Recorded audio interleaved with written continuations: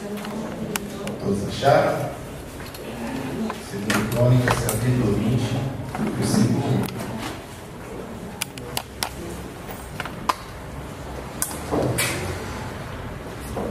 1. Podemos ler? Vamos lá? Preparados? 24 versículos para lermos. Depois disso, os moabitas e os amonitas, com alguns dos meunitas, entraram em guerra contra Josafá. Então informaram a Josafá: um exército enorme vem contra ti de Edom, do outro lado do Mar Morto. Já está em Hazazon Tamar, isto é, em Gendi. Alarmado, Josafá decidiu consultar o Senhor e proclamou um jejum em todo o reino de Judá. Reuniu-se, pois, o povo, vindo de todas as cidades de Judá, para buscar a ajuda do Senhor. Josafá levantou-se na Assembleia de Judá e de Jerusalém, no templo do Senhor, na frente do pátio novo, e orou: Senhor, Deus dos nossos antepassados, não és tu o Deus que estás nos céus? Tu dominas sobre todos os reinos do mundo. Força e poder estão em tuas mãos, e ninguém pode opor-se a ti. Não és tu o nosso Deus, que expulsaste os habitantes dessa terra perante Israel, teu povo, e a deste para sempre aos descendentes do teu amigo Abraão? Eles a têm habitado, e nela construíram um santuário em honra ao teu nome, dizendo: se alguma desgraça nos atingir, seja o castigo da espada, seja a peste, seja a fome, nós nos colocaremos em tua presença diante deste templo, pois ele leva o teu nome, e clamaremos a ti em nossa angústia, e tu nos ouvirás e nos salvarás. Mas agora aí estão os amonitas, os moabitas e os habitantes do monte de Seir, cujos territórios não permitiste que Israel invadisse quando vinha do Egito. Por isso, os israelitas se desviaram deles e não os destruíram. Vê agora como estão nos retribuindo ao virem expulsar-nos da terra que nos deste por herança. Ó nosso Deus, não irá tu julgá-los? Pois não temos força para enfrentar esse exército imenso que vem nos atacar. Não sabemos o que fazer, mas os nossos olhos se voltam para ti. Todos os homens de Judá, com suas mulheres e seus filhos, até os de colo, estavam ali em pé, diante do Senhor. Então, o Espírito do Senhor veio sobre Jaaziel, filho de Zacarias, neto de Benaía, bisneto de Jeiel e trineto de Matanaías, levita e descendente de Asaf, no meio da Assembleia. Ele disse: escutem todos os que vivem em Judá e em Jerusalém, e o rei Josafá. Assim me diz o Senhor: não tenham medo, nem fiquem desanimados por causa desse exército enorme, pois a batalha não é de vocês, mas de Deus. Amanhã desçam contra ele, e eis que virão pela subida de Ziz, e vocês os encontrarão no fim do vale, em frente do deserto de Jeruel. Vocês não precisarão lutar nessa batalha. Tomem suas posições, permaneçam firmes, e vejam o livramento que o Senhor lhes dará, ó Judá, ó Jerusalém. Não tenham medo, nem desanimem. Saiam para enfrentá-los amanhã, e o Senhor estará com vocês. Josafá prostrou-se com o rosto em terra, e todo o povo de Judá e de Jerusalém prostrou-se em adoração perante o Senhor. Então os levitas, descendentes dos coatitas e dos coreitas, levantaram-se e louvaram o Senhor, o Deus de Israel, em alta voz. De madrugada, partiram para o deserto de Tecoa. Quando estavam saindo, Josafá lhes disse: escutem-me, Judá e povo de Jerusalém. Tenham fé no Senhor, o seu Deus, e vocês serão sustentados. Tenham fé nos profetas do Senhor, e terão a vitória. Depois de consultar o povo, Josafá nomeou alguns homens para cantarem ao Senhor e o louvarem pelo esplendor de sua santidade, indo à frente do exército cantando: deem graças ao Senhor, pois o seu amor dura para sempre. Quando começaram a cantar e a entoar louvores, o Senhor preparou emboscada contra os homens de Amon, de Moabe e dos montes de Seir, que estavam invadindo Judá, e eles foram derrotados. Os amonitas, os moabitas atacaram os do monte de Seir para destruí-los e aniquilá-los. Depois de massacrarem os homens de Seir, destruíram-se uns aos outros. Quando os homens de Judá foram para o lugar de onde se avista o deserto e olharam para o imenso exército, viram somente cadáveres no chão. Ninguém havia escapado. Vamos aplaudir essa leitura da palavra de Deus.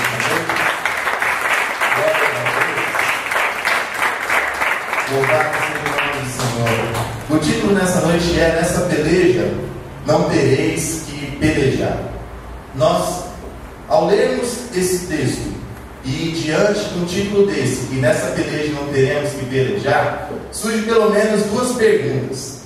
Quando é o momento de Deus agir em nossas vidas? E a outra pergunta é: quando é o momento de eu agir? Existem duas questões. Se tem momentos que Deus age, e quais são esses momentos? E quais são os momentos que eu preciso agir? Porque muitas vezes nós ficamos orando e pedindo a Deus por anos e anos para que Ele intervenha em alguma circunstância da nossa vida. Ficamos pedindo, oramos ao Senhor, seguimos à risca tudo que é nos transmitido nas mensagens que ouvimos na igreja, que lemos em casa, que ouvimos nas rádios, assim por diante, e nós ficamos na esperança que Deus venha agir nessa situação. No entanto, o oposto também acontece. Pessoas decidem por si só abandonar a vontade de Deus, não seguir aquilo que Deus quer para a vida delas e agir conforme sua vontade e seu desejo, esquecendo-se que tem um Deus ao seu favor, esquecendo-se que tem um Deus presente em sua vida e que quer o seu bem, porque nós temos um Deus que tem planos para seus filhos, que tem projetos e que tem prazer em ver os seus filhos bem. Não é um Deus que quer nos castigar, que quer nos maltratar, nos ensinar. Você vai apanhar e vai aprender com a vida sofrendo. Na realidade, Deus quer o nosso bem e quer que sim nós venhamos a aprender. Então fica a pergunta: quando é o momento em que eu devo agir e quando é que eu devo aquietar o meu coração e esperar em Deus? Para termos um raciocínio, esse texto eu acredito que ele pode nos direcionar. E nós vamos, nesse texto, buscar alguns valores para a nossa vida. O povo de Israel estava prestes a ser atacado por três povos diferentes: os moabitas, os amonitas e os meunitas. Três povos estavam indo contra o povo de Israel e de Judá. Exércitos grandes. Então chegou a informação ao rei Josafá assim: um exército enorme vem contra ti. Na realidade eram três exércitos vindo contra o povo de Deus. Josafá se alarmou, inquietou o seu coração, porque ele vê praticamente que o seu reino vai ser destruído e que a morte está vindo a galope para pegá-lo. Poxa, qualquer um nessa situação ficaria alarmado. Três povos, três exércitos vindo em sua direção para destruí-los, para tomar o que é seu. O coração dele se alarmou. É como se nós estivéssemos aqui e recebêssemos uma notícia: olha, um povo X de tal lugar está vindo contra nós e todas as saídas estão fechadas e eles vêm para destruir a gente. O que a gente faria nessa situação? Se ficar, não temos como enfrentar. Se correr, não tem como escapar.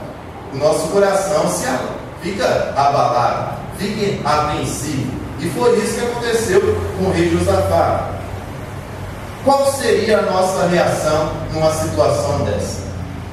Aonde não tem escapatória, aonde não tem o que se fazer, o que eu faço? E a reação do rei Josafá foi no versículo 5. Josafá levantou-se na Assembleia de Judá e de Jerusalém, no templo do Senhor, na frente do pátio novo e orou. O primeiro ponto que ele fez foi orar. Ele orou a Deus. O rei adotou uma postura elogiável. No momento de dificuldade, aonde ele não tinha direção, ele não sabia o que fazer, ele ora. Mas eu acredito em um relacionamento com Deus, que não deve ser estabelecido simplesmente nos momentos de angústia. Poxa, agora que eu estou em dificuldade, eu vou buscar o Senhor. Agora que eu estou em uma situação que eu não sei o que fazer, eu vou até Ele. Eu vou procurar o socorro, vou procurar o seu abrigo. E nos momentos que as coisas estão melhores, eu me esqueço do Senhor. Na realidade, o que precisamos é de um relacionamento. Todos os cristãos devem ter um relacionamento com Deus permanente, não só nos momentos de dificuldade. Josafá estava alarmado, desesperado, e se lembra de Deus. Tem um Deus, os meus antepassados, os meus pais, que fez inúmeras coisas, que trouxe o povo pelo deserto, que abriu o mar vermelho, e agora nessa situação até aqui Ele vai nos ajudar novamente. Não existe um mutirão no relacionamento com Deus. O que é um mutirão? Que as pessoas se reúnem e começam a construir a casa, e cada um põe a massa, um joga o tijolo, outro põe e taca a cadeira em cima, e um dia já resolveu, já construiu a casa. Não existe um culto, não existe uma oração, não existe uma atividade religiosa capaz de estabelecer um relacionamento com Deus. O que tem é tijolo após tijolo. Na realidade, é uma estrada a se seguir, é um caminho. Se nós queremos consultar a Deus, nós precisamos que essa consulta seja permanente. Na realidade, nós precisamos de um relacionamento. No versículo 12 disse assim: o nosso Deus não irá, ó nosso Deus, não irá nos julgar-nos, pois não temos força para enfrentar esse exército imenso que vem nos atacar. Não sabemos o que fazer, mas os nossos olhos se voltam para ti. Não sabemos o que fazer. Eu acredito que isso é normal, e muitas vezes você não saber o que fazer. Você olhar ao redor e pensar: tudo que eu podia fazer eu já fiz. Eu não sei para onde correr, eu não sei para onde seguir, não sei a quem recorrer. Isso eu acredito que é muito normal no ser humano, independente se ele frequenta igreja ou não, independente do que ele faça. Os nossos olhos precisam se voltar para o Senhor nesse momento, em todos os momentos, inclusive nesse.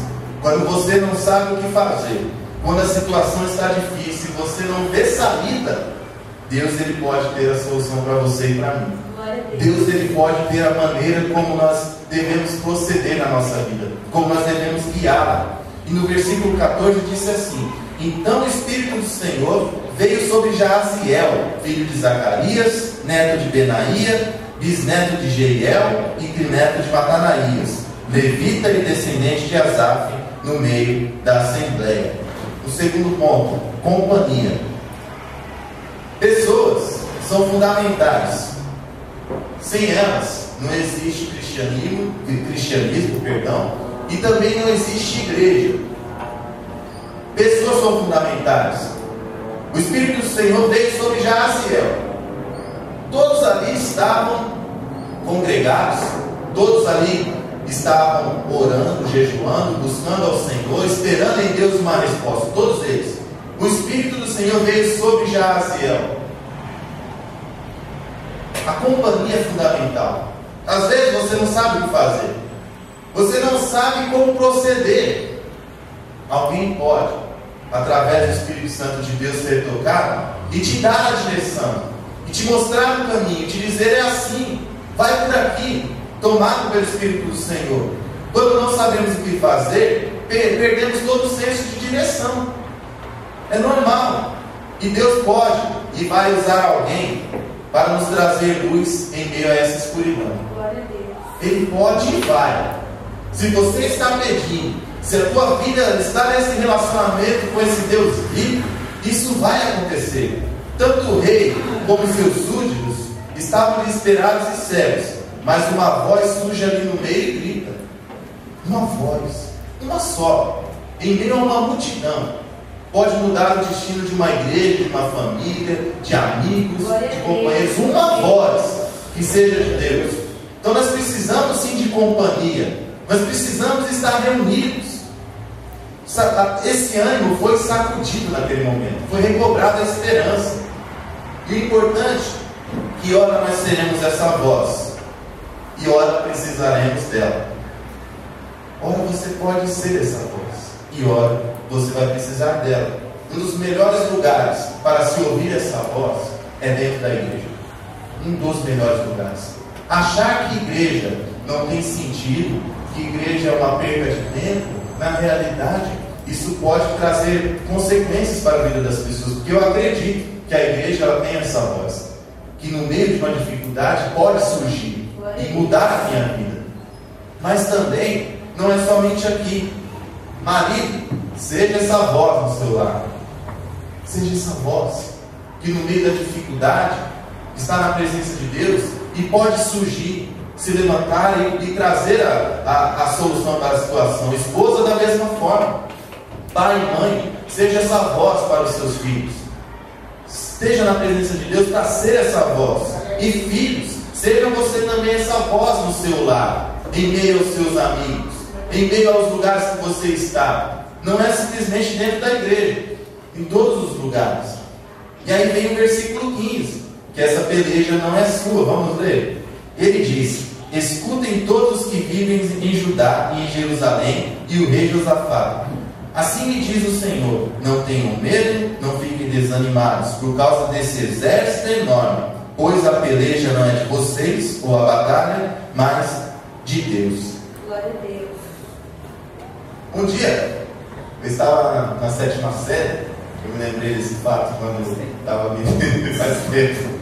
Deixa eu ler. Nem lembro. 95. Por aí. Foi de 95. Não?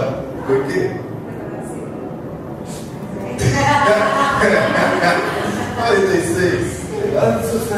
E tinha um baixinho, bem baixinho, chamava Silas. E o menino era invocado. Ele era bravo. E ele gostava de tirar sarro das pessoas, dos meninos, das meninas. Ele gostava de tirar sarro. E um dia ele começou a tirar esse sarro de mim. E eu não gostei da atitude dele. E ao invés de eu chegar nele e falar: pai, por favor, não estou gostando, eu disse assim para ele, que se ele não parasse eu bater nele. Baixinho. Eu disse: se você não parar, eu vou te bater. Eu pensei que ele iria se calar e se arrepender do que ele estava falando, né? Mas alguém falou: não, tudo bem, quando acabar a aula a gente resolve. Quando acabar a aula a gente resolve lá fora. E é isso aí, estou garantido. Perder desse moleque eu vou ganhar de quem? Só que quando o sinal tocou, esse menino saiu correndo, saiu na frente. Aí eu pensei: pronto, é o que eu queria. Ele correu, foi embora. Amanhã vai ser melhor ainda para tirar sarro dele. Só que não, ele saiu para chamar um amigo. E ele chamou esse amigo que chamava Tuco. O apelido dele era Tuco, eu lembro como se fosse eu. Só Tuco. E esse Tuco tinha um monte de amigos. Quando eu saí, estava o Tuco, Silas e um aglomerado de meninos atrás. O Tuco disse mais ou menos assim para o Silas: ó, essa peleja não é mais sua. Fique tranquilo, isso não é mais com você. Quando eu saí e cheguei ali na frente daqueles meninos, o Tuco só disse assim: você quer brigar ainda? Não, não quero brigar não. Quero brigar. Eu brigar? Jamais. É meu amigo, Silas.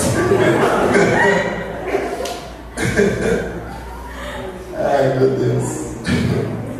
Quando nós chamamos Deus para perto de nós e Ele entra na batalha, é mais ou menos assim que acontece. Ele entra na frente e não é mais conosco. Glória a Deus. Aleluia. É com Ele. Glória a Deus. Pode confiar. O Silas ali estava na minha frente, se você, o tamanho do moleque, ele tinha toda a confiança no mundo que nada ia acontecer com ele. Nada. Ia ser tocado. Qualquer dificuldade que nós enfrentarmos, Quando Deus decide estar na frente, Ele se encarrega, é com Ele. Então nessa noite nós estamos recebendo uma mensagem de fé em Deus, de confiança em Deus. E no versículo 17 diz assim: vocês não precisarão lutar nessa batalha. Tomem suas posições, permaneçam firmes e vejam o livramento que o Senhor lhes dará, ó Judá, ó Jerusalém. Não tenham medo nem desanimem. Saiam para enfrentá-los amanhã, e o Senhor estará com vocês. E um momento como esse, que estava acontecendo aqui, pode surgir dúvida. Será que esse tal de Jaziel está falando certo? Será que Deus vai estar com a gente mesmo, como Ele está falando? São 3 vindo contra nós. Pode derrubar um, 2, 3, terceiro. A dúvida é normal. Podemos ser tomados por dúvidas, e creio que isso é normal e recorrente. Eu acredito nisso. Eu pensei que crer e confiar não significa ausência de dúvida. Você crê e confiar em Deus, você não tem dúvida com relação a Deus. Você não tem dúvida com relação a Deus. Crer e confiar significa permanecer firme e não desanimar. Sou firme. Deus me deu uma ordem e assim eu fico. O que vai acontecer, eu não sei. Se eu vou vencer, eu não sei. O que vai acontecer lá na frente, não sei. O que eu sei é que Deus disse que está na frente, que vai ter um livramento, de que forma, não sei ainda. E um tempo desse eu contei uma ilustração aqui, uma história, que é assim: um homem esticou um cabo entre 2 edifícios, um cabo de aço, e atravessou esse cabo. Foi e voltou andando. Aí a multidão aplaudiu, as pessoas aplaudiram. Quando ele chegou perto de uma senhora, perguntou para ela: a senhora acredita que eu sou capaz de atravessar novamente sem fio esse cabo de aço? Ela disse: acredito. Acredito sim, você é capaz. A senhora acredita que eu sou capaz de atravessar novamente com um carrinho de mão? Acredito sim, com certeza, o Senhor é capaz de fazer isso. A senhora acredita que eu sou capaz de atravessar com um carrinho, com uma pessoa dentro desse carrinho, ir e voltar? Sim, claro, acredito. Você consegue sim, capaz. Então a senhora pode me ajudar nesse número e entrar no carrinho? Me ajuda, por favor, já que a senhora acredita. E ela disse: jamais. Nunca vou entrar nesse carrinho. Não vou. Entrar no carrinho não significa que eu não tenha dúvida. Esse carrinho pode tombar. Você acreditar em Deus, acho que isso é a coisa mais simples. Você pergunta pelas ruas, na empresa que você trabalha, faça uma pesquisa. Você acredita em Deus? Opa, acredito. Deus, claro. É difícil você encontrar alguém que diga que não acredita. Muito raramente alguém diz: não, Deus, não acredito em nada, ninguém, não existe nada, só aqui acabou. Normalmente você encontra pessoas que acreditam em Deus. Você subir no carrinho não quer dizer que você não tenha dúvida, mas você confia no condutor. Você confia. Então, quando nós adquirimos uma fé em Deus, sabemos que Ele nos ajuda e que Ele é por nós. Acreditamos e confiamos em Deus e que as nossas batalhas nós não lutamos mais sozinhos. Nossas dúvidas não é que Deus é por nós ou não. Isso não pode haver. Ah, será que Deus pode? Eu fico ouvindo algumas coisas que eu me assustaram. Não, eu acredito que Deus possa curar. Mas é claro que Ele pode curar. Não é Deus. Se Ele não pode curar, eu que não posso curar. Ah, mas eu acredito que Deus pode curar. Mas é claro que pode. A questão é: eu confio. A pergunta é outra. A pergunta é: eu confio em Deus. Se curar ou não, não sei. Um tempo desse morreu a mãe de um pastor, e a mãe disse para ele: filho, com câncer ou sem câncer, eu vou para Jesus. Não foi isso? Com câncer ou sem câncer, eu sou e vou para Jesus. Se vai me curar ou não, não sei. Não sei. Se a vitória vai vir, eu não sei. O que eu sei é que Deus é comigo. Isso eu sei. Então, Jesus chama assim Pedro: Pedro, venha sobre as águas. Pedro estava com vontade de ir, Jesus fala: vem. E ele vai. Se ele vai afundar ou não, não sei. Mas ele confiou no chamado, ele confiou no condutor. Então o que impede às vezes Deus de agir não é a falta de fé, de acreditar, é a falta de confiança, porque isso gera ações. Gerações. Se eu não confio, se eu não espero, então eu ajo no momento que não era para agir, no momento que era para Deus fazer, no momento que era para Deus atuar. Quando eu não confio, eu ajo, e isso cria barreiras.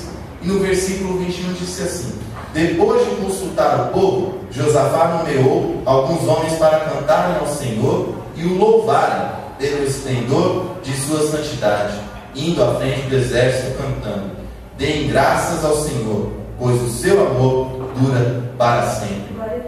Agradecer. Nossa fé e amor a Deus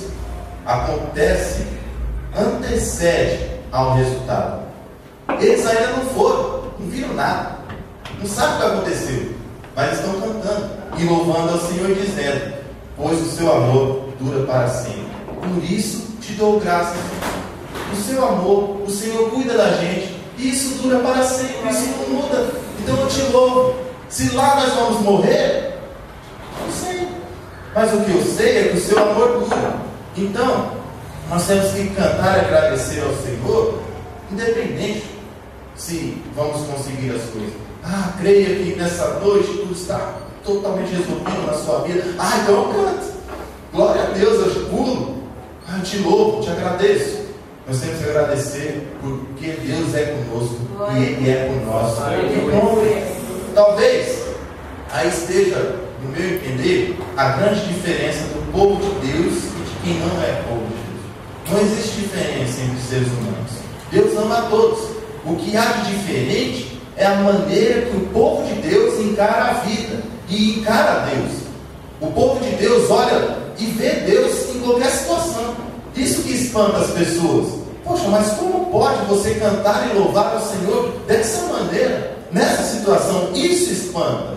Isso é assombroso. Isso é anormal. Agora, se afastar de Deus no momento de dificuldade, isso qualquer um faz. E se aproximar dele quando as coisas estão. Então a vida tem que ser para Deus. Talvez aí esteja a grande diferença. E aqui se encontra a grande vitória em louvar a Deus o tempo todo. Em Abacuque, capítulo 3, versículo 17 e 18, está escrito dessa forma: mesmo não florescendo a figueira e não havendo uvas nas videiras, mesmo falhando a safra de azeitonas, não havendo produção de alimentos nas lavouras, nem ovelhas no curral, nem bois nos estábulos, ainda assim eu exultarei no Senhor e me alegrarei no Deus da minha salvação. Aqui está o exemplo. Ainda assim, dessa forma, eu te louvo. Mesmo morrendo, mesmo enfermo, desempregado, eu te adoro. Aqui sim está um verdadeiro exemplo. Agora que Deus é por nós, isso é fato. Quando agimos, assim fazemos em companhia e consentimento de Deus. Não agimos sozinhos. E quando esperamos em Deus, assim devemos fazer em confiança nele. Se as coisas não estão bem, não é sinal que Deus não está na sua vida. Não é sinal. Porque a vida é difícil. No mundo nós temos aflições mesmo. Aflições constantes. Dificuldades. Isso não é exemplo de que Deus não está com a gente. Não é motivo para a gente pensar: poxa, por que Deus me abandonou? Por que Deus não está comigo? Por que as coisas... Eu preciso mudar de igreja, porque a situação está difícil. Eu preciso encontrar alguém com poder mais... Sabe? Precisamos do quê? De confiar em Deus. E depositar a nossa vida no Senhor. O que vai acontecer a partir daí? Só podemos confiar e esperar. E saber que Ele nos ama e que nada muda isso. Que Deus nos abençoe.